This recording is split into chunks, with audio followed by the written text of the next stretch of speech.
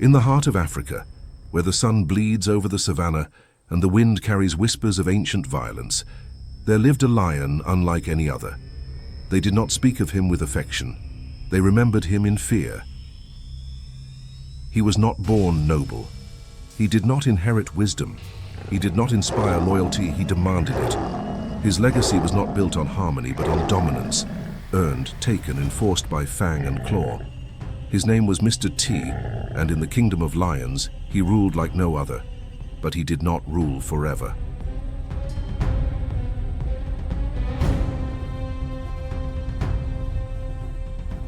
They called him many things: the mohawked lion, the killer of cubs, the exiled brother, the destroyer of lineages.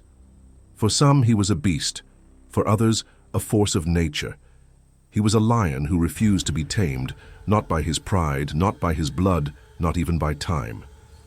In every step, he brought with him the scent of challenge, the weight of betrayal, and the silent promise of violence.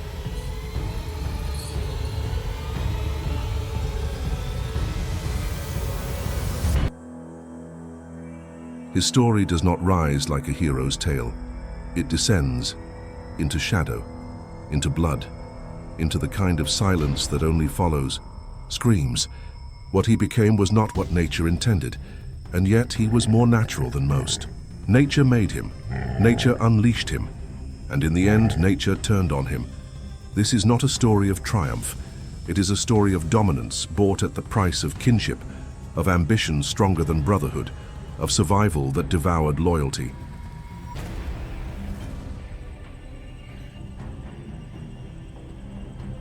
This is the story of a lion who could not be led and would not follow, the lion who betrayed his own coalition, the lion called Mr. T. They came from the Sabi Sands, a name that would soon echo far beyond the dry earth that birthed them. 6 lions, bound not by blood alone but by purpose, a coalition forged to conquer. They were not the first group of males to join forces, but they would be the first to change the meaning of the word coalition forever.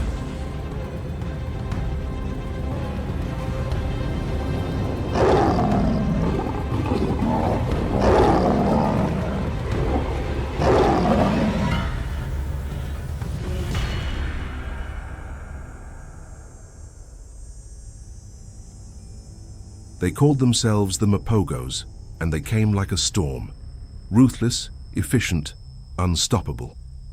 In months, they dismantled established prides, crushed rival males, and claimed territory after territory in a wave of brutal precision. Other lions ran, some fought, all fell. Over 100 lions, males, cubs, challengers, were killed in their campaign.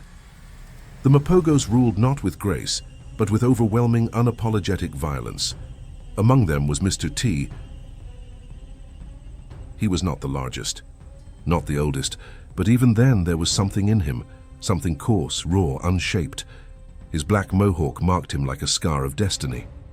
While the others followed a rhythm, Mr. T pulsed with chaos. He did not just kill to secure power. He killed with intensity, with insistence. The Mapogos were feared by all. From the Sand River to the outskirts of Kruger, their reign stretched like a lion's shadow at sunset, long, dark, final. They were kings of a wild world that bent to few, and they bent to none. And yet from the beginning, the coalition bore a fracture.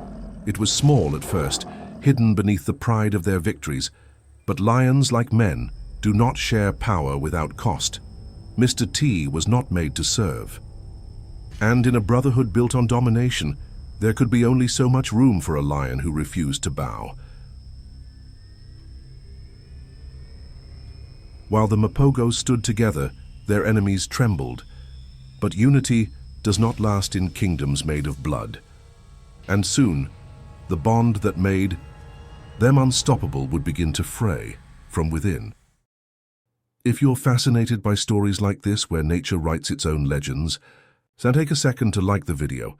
It helps us bring more untold wild histories to life. Mr. T did not speak in roars alone. He spoke in actions. In his world, survival was not a strategy. It was a state of being. He was restless, always pacing. Just beyond the circle of trust, he followed the Mapogos, but his eyes never softened toward them. Loyalty to Mr. T was temporary. What mattered was control. He earned his reputation early. When the Mapogos took over new prides, it was often Mr. T who initiated the cleansing, the brutal eradication of cubs sired by rival males. But where others killed and moved on, Mr. T lingered.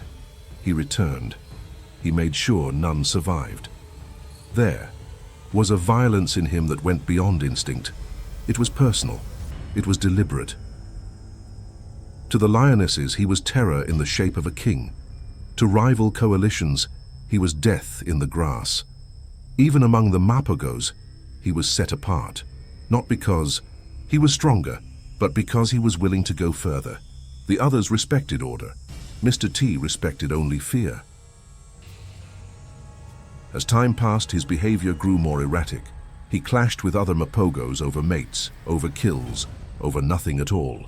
His own brother, Kinky Tale, was his closest companion, perhaps the only lion he ever truly trusted. But even their bond was built more on power than affection. They were war brothers, not blood brothers.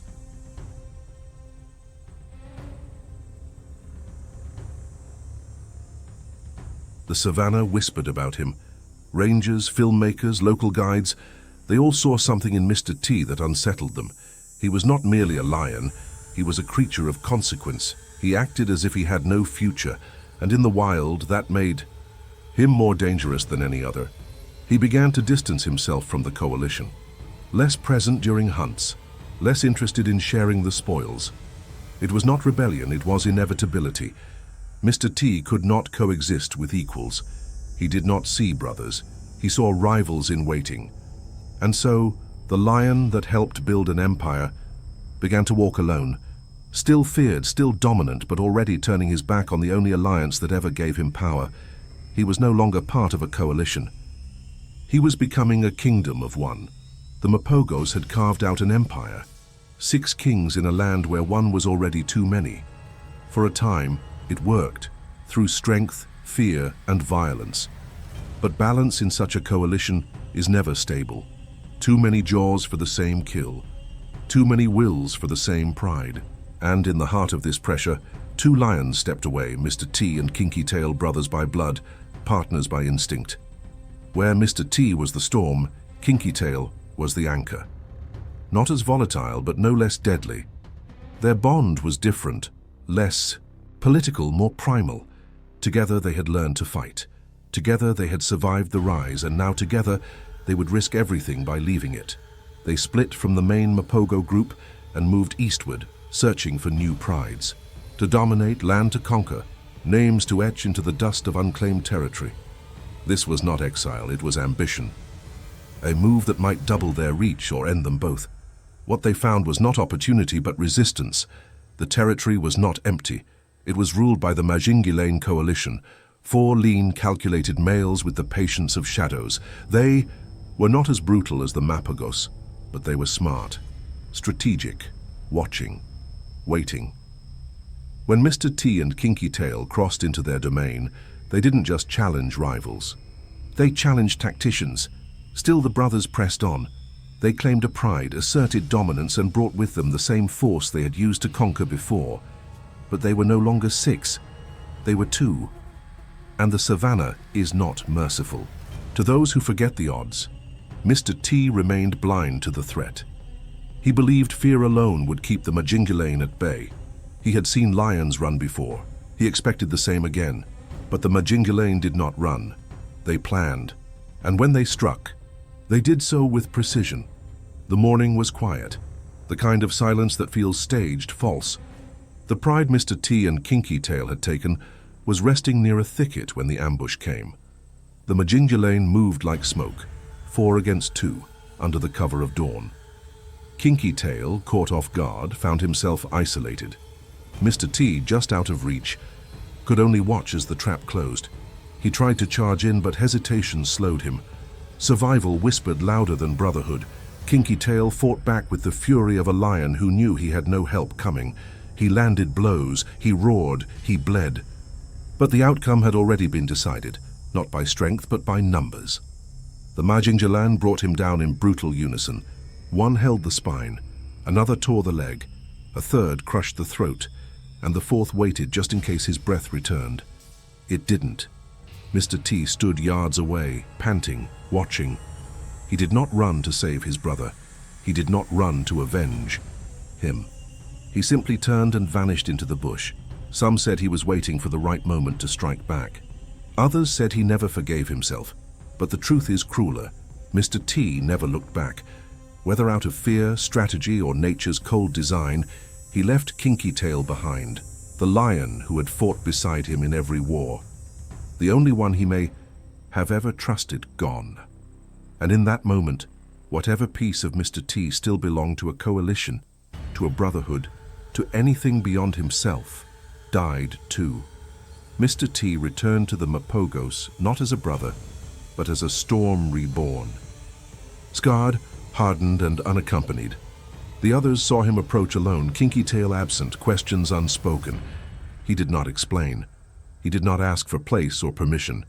He simply walked among them as if nothing had changed. But everything. A time had moved on. The coalition had evolved in his absence. Territories had shifted. New prides had been claimed. Hierarchies adjusted. Mr. T was once again a part of the group, but no longer of it. The others tolerated his presence, but the trust that once held them together had eroded.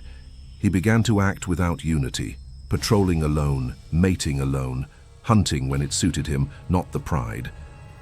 And then came the final break, the moment that sealed his fall, not in battle, but in blood.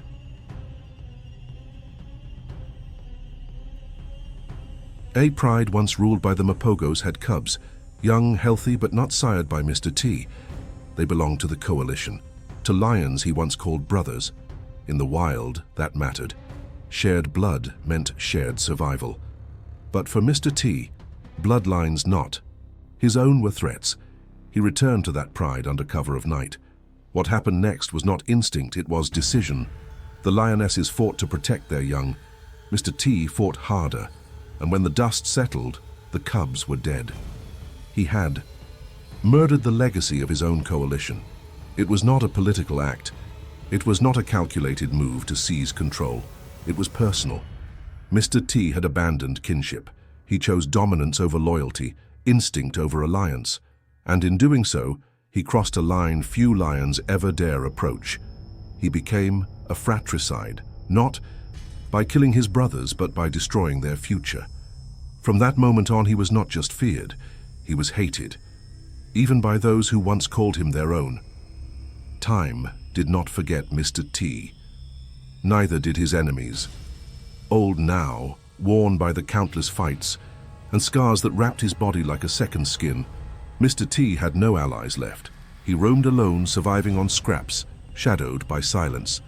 The Mapogos had scattered. The Majingjalan had grown stronger, and the younger coalitions, Selati among them, smelled weakness. They found him near a dry riverbed, resting beneath the fading shade of a thorn tree. There was no roar to announce their arrival, no chase, no show of power, only a coordinated strike, deliberate, merciless. Mr. T fought, with tooth and claw, with memory and rage. He tore into them as if time had not touched him. For moments, the savannah held its breath. But there are no legends in the eyes of hungry rivals.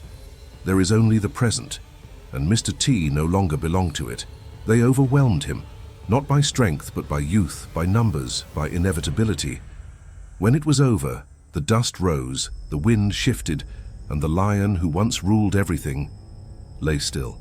His body was torn, his face pressed to the earth he had claimed so many times.